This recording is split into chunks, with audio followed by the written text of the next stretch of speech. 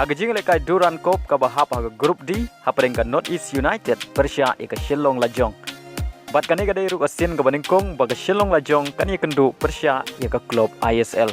Ia kani ka jing lekai lai lekai hanung ba Guwahati. Haba pai shakani ka jing lekai ka North East United ka layo shwa bat penki jar ningkong haga minit ka ba Peusan lengba upar tip gogoy.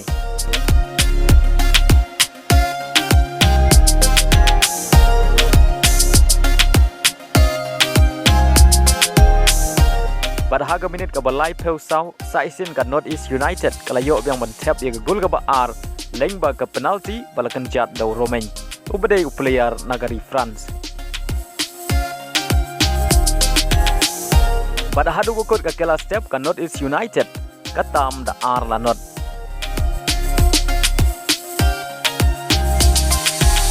Pada haga kela kata haga minit ka bahan riu Peusan ka North East United kalayo biang mentep ia ka gol ka balai lengba partip gogoy.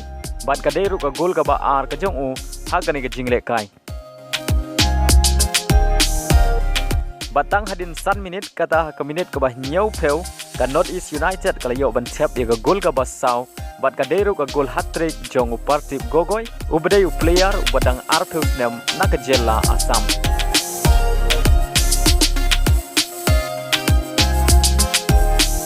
Baleng bagini kisau gol kirang ilekai jong ka Shillong Lajong ki klemla ban siu kuliang hadu bukut ka jing lekai bat ka North East United ka job da sau lanot hakani ka jing lekai benengkong jong ka grup D.